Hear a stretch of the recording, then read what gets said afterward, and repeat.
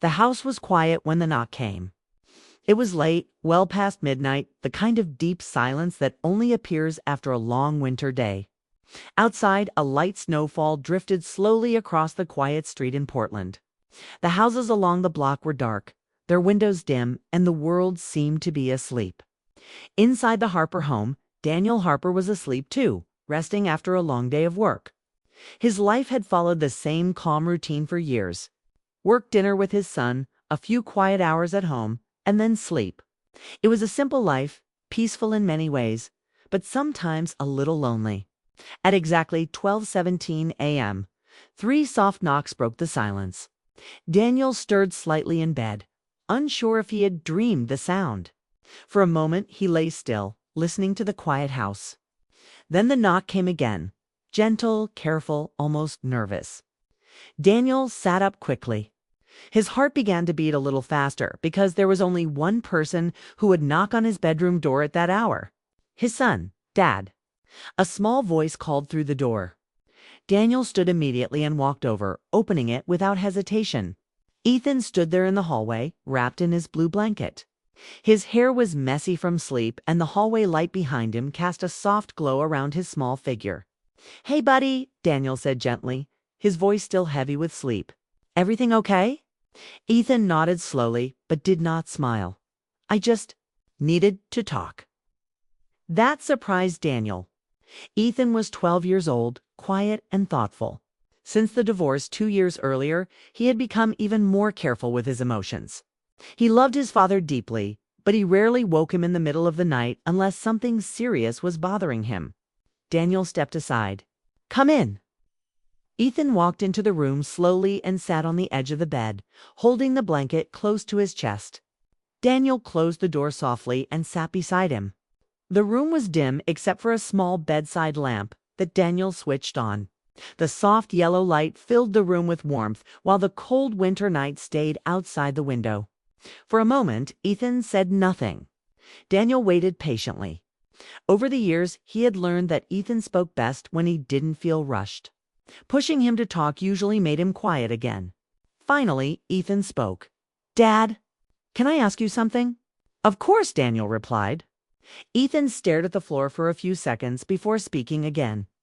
"Do people ever stop loving someone?" The question caught Daniel off guard. It was not the kind of question most children asked after midnight. It carried a quiet weight that made Daniel sit a little straighter. "Why are you asking that?" he asked carefully. Ethan sighed and leaned forward slightly. "Mom seems happier now." Daniel nodded slowly. Ethan's mother, Laura, had remarried about a year earlier. Her new husband, Mark, was kind and respectful, and Ethan spent some weekends at their home across town. Still, divorce always left small questions behind. "And you're always alone," Ethan added softly. Daniel gave a small smile. "I'm okay, Ethan, but children often notice the feelings adults try to hide." Daniel worked as an architect, and his job kept him busy during the day. But the evenings were quieter. After dinner and homework, Ethan usually went to bed while Daniel stayed up watching old movies or reading books in the living room. He had grown used to the silence, but Ethan clearly noticed it. "I just don't want you to feel lonely," Ethan said. Daniel felt a small wave of emotion rise in his chest. It was easy to forget that children worried about their parents, too. He placed a hand on Ethan's shoulder. "I'm not lonely when you're here," he said honestly. Ethan looked up for a moment, then nodded slowly. But something else was still on his mind. Daniel could see it in his eyes. "What else is bothering you?" Daniel asked gently. Ethan hesitated. "Someone came to the house today." Daniel frowned slightly. "Someone?" Ethan nodded. "A lady." Daniel tried to remember if anyone had mentioned visiting. The mail carrier, a neighbor, or someone from work perhaps. But nothing came to mind. "What did she want?" he asked. Ethan shifted on the bed. "She asked if you still lived here." Daniel's curiosity grew. "Did she say who she was?" Ethan nodded again. "She said she knew you a long time ago." Daniel leaned back slightly, thinking, "Did she leave her name?" Ethan looked up at him. "She said her name was Claire." The name hit Daniel like a quiet echo from the past. Claire Bennett. For a moment, Daniel didn't speak, his mind filled with memories he had not visited in many years. College days filled with laughter, long walks through the campus park, late-night coffee shops, and dreams about the future. Claire had been his first real love. They had met when they were both young, hopeful, and certain that life would follow the plans they made together. But life had its own plans. After college, Claire moved to another state for her career, while Daniel stayed in Oregon for his architecture job. Distance slowly changed their relationship, and eventually they went separate ways. They both married other people. Years passed. Daniel had not seen her in almost 15 years. He slowly looked back at Ethan. What did she say exactly? Ethan thought for a moment. She smiled a lot, he said. She seemed nice. Daniel couldn't help but smile faintly. That sounded like Claire. She said she might come back tomorrow. The room became very quiet. Outside the window, the snow continued to fall gently onto the empty street. Everything felt calm, but inside Daniel's mind, thoughts moved quickly.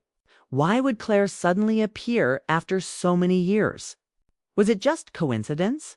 Or something more? Ethan studied his father carefully. You look different when I said her name, he said. Daniel blinked. Different? Ethan nodded. Like you remembered something important. Daniel laughed softly, though the feeling inside him was deeper than he expected. Maybe I did. Ethan leaned back slightly, thinking, was she your friend? Daniel considered the question. Yes, he said finally. A very important friend. Ethan seemed satisfied with that answer for the moment. After a few minutes, the quiet of the night began to return. Ethan looked tired again, the late hour catching up with him. He leaned against his father's shoulder. Dad? Yeah. Maybe people don't stop loving someone. Daniel looked down at him. What do you mean? Ethan shrugged slightly. Maybe they just wait a long time. Daniel didn't answer right away.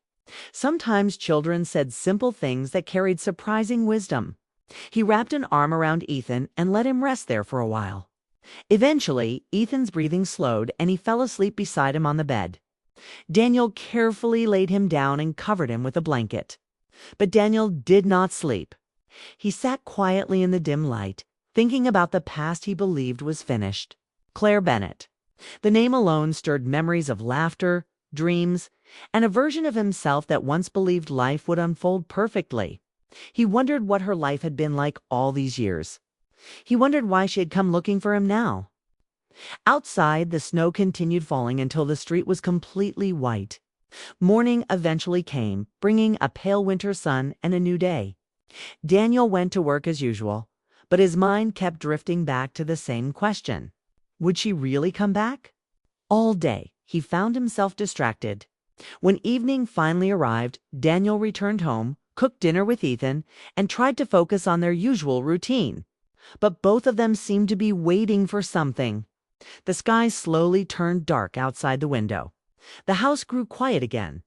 Then, just as the last light of the day faded behind the rooftops, the doorbell rang.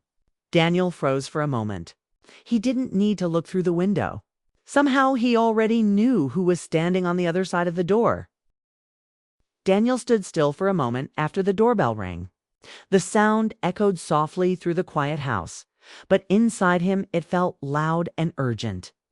He wiped his hands on a kitchen towel, trying to calm the sudden nervous energy rising in his chest. Ethan looked up from the living room couch, curiosity bright in his eyes. Are you going to open it? Ethan asked. Daniel nodded, though his steps felt heavier than usual as he walked toward the door. Years of routine had made his life predictable, and this moment felt like stepping into something unknown. He opened the door. Claire Bennett stood on the porch, snowflakes resting lightly on her coat. The porch light framed her face, and for a second Daniel felt as if time had folded in on itself. She looked older, of course. So did he. But her warm expression was the same one he remembered from years ago. Hi, Daniel, she said gently. Her voice carried familiarity, calm and kind. Hi, Claire, he replied, almost surprised by how natural it felt to say her name again. They stood there for a brief moment, both smiling politely, both clearly aware of the long history between them. Claire held a small paper bag in her hands. "I brought cookies," she said with a soft laugh. I wasn't sure if that was strange, but it felt less awkward than showing up empty-handed. Daniel smiled and stepped aside. "Come in. It's cold out there." She walked into the house slowly, glancing around with quiet interest. Family photos lined the wall, pictures of Ethan growing up, school events, vacations, small moments captured over the years. The home felt warm, lived in, and peaceful. "It's a beautiful place," she said. "Thank you," Daniel replied. "It's simple, but it works for us." Ethan appeared from the living room, unable to hide his excitement. "You came back," he said. Claire laughed warmly. "I promised I might." Ethan introduced himself again, even though they had already met briefly the day before. Claire spoke with him easily, asking about school and his favorite hobbies. Daniel watched the interaction quietly, surprised at how quickly the atmosphere relaxed. There was no awkwardness, no forced conversation. It felt natural, almost familiar. They moved into the kitchen, where Daniel poured coffee while Claire placed the cookies on a plate. Snow continued falling outside, tapping gently against the windows. So Daniel said carefully, "What brings you back to Portland?" Claire wrapped her hands around the warm mug before answering. "My sister lives nearby," she said. "I came to help her move. And while I was here, I started thinking about old friends." Daniel nodded slowly. He sensed there was more to the story, but he allowed her to continue at her own pace. "My life changed a few years ago," she added quietly. "My husband passed away after a long illness." Daniel's expression softened. "I'm sorry, Claire." She gave a small, appreciative smile. "Thank you. It was a difficult time, but it also made me rethink many things. I realized how fast life moves, and how easy it is to lose touch with people who once mattered deeply." Her words hung gently in the air. Daniel understood that feeling. After his divorce, he had focused only on moving forward, rarely looking back. "I didn't know if you'd even want to see me," Claire admitted, "but I thought I'd regret it if I didn't try." "I'm glad you did," Daniel said honestly. The conversation flowed more easily after that. They spoke about careers, family, and the years that had shaped them into different versions of their younger selves. There was laughter when they remembered old college stories and quiet understanding when they talked about hardships. Ethan listened for a while before excusing himself to finish homework upstairs, leaving Daniel and Claire alone at the table. A comfortable silence settled between them. "It's strange," Claire said. "I expected this to feel awkward." "Me too," Daniel admitted. "But it doesn't." She smiled. "Some connections don't disappear. They just pause." Daniel looked at her thoughtfully. He realized he felt lighter than he had in years. Not because the past had returned, but because talking to someone who knew his younger self reminded him of parts of his personality he had forgotten. Claire stood and walked toward the living room, stopping to look at a framed photo of Daniel and Ethan at the beach. "You're a good father," she said softly. Daniel joined her. "I try. He helped me get through some hard years." Claire nodded. "Children have a way of doing that." Time passed quickly. Outside, the snowfall slowed, leaving the neighborhood quiet and glowing under streetlights. Eventually, Claire picked up her coat. "I should go," she said. "I don't want to keep you up too late." Daniel walked her to the door. For a brief moment, neither spoke. The air felt full of unspoken thoughts. "I'm really glad you came," he said. "So am I," she replied. She hesitated before opening the door. "I don't want to complicate your life, Daniel. I just wanted to reconnect." He considered her words carefully. For years, he had avoided emotional risks, choosing safety and routine instead. But standing there now, he realized something important. Life rarely offered second chances so gently. "Would you like to come for dinner tomorrow?" he asked. "Nothing formal. Just us." Claire's expression brightened with genuine surprise. "I'd like that," she said. She stepped outside, the cold air rushing in briefly before the door closed behind her. Daniel watched through the window as she walked down the snowy path, her figure slowly disappearing into the quiet street. He felt different. Not overwhelmed, not confused, just awake in a way he hadn't felt for a long time. Behind him, Ethan appeared in the hallway, rubbing his eyes sleepily. "So," Ethan asked. Daniel smiled. "So, she's nice." Ethan grinned. "I knew it." Daniel laughed softly. "You should be asleep." Ethan shrugged. "I just wanted to see if you were smiling." Daniel realized he was. Ethan leaned against the wall thoughtfully. "You look happier." Daniel paused, considering the truth of that statement. Happiness hadn't arrived suddenly or dramatically. It felt quieter than that, like a window opening after a long winter. "Maybe I am," he admitted. Ethan nodded, satisfied, and headed back to bed. Later that night, Daniel sat alone in the living room, but the silence no longer felt heavy. Instead, it felt peaceful, filled with possibility rather than emptiness. He thought about how life rarely followed perfect plans. Relationships ended, paths changed, and years passed quickly. Yet sometimes people reappeared at exactly the right moment, not to recreate the past, but to build something new with the wisdom time had given them. The next evening arrived faster than expected. Daniel and Ethan prepared dinner together, laughing as they cooked. The house felt warmer, filled with anticipation rather than routine. When the doorbell rang again, Daniel opened it without hesitation. Claire stood there, smiling, carrying nothing this time except herself. Dinner was simple but joyful. Conversation flowed easily between all three of them. Ethan shared stories from school. Claire laughed often. And Daniel felt a sense of balance he had not experienced since before the divorce. There were no grand declarations, no dramatic moments, just genuine connection growing quietly. After dinner, Claire helped clear the table while Ethan watched from the couch, clearly pleased with the evening. As Claire prepared to leave again, she turned to Daniel. "Thank you for tonight," she said. "It meant more than you know." Daniel nodded. "It did for me too." Outside, the sky was clear now, the snow reflecting moonlight across the street. As she walked away, Daniel felt certain of one thing. The future didn't need to be rushed. Some relationships grew best when given patience and honesty. He closed the door gently and turned around. Ethan stood there with a knowing smile. "You don't look lonely anymore," Ethan said. Daniel laughed quietly, realizing his son had noticed the change before he had fully understood it himself. Maybe love didn't always arrive loudly.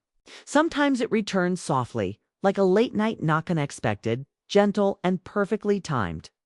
And this time, Daniel was ready to answer it.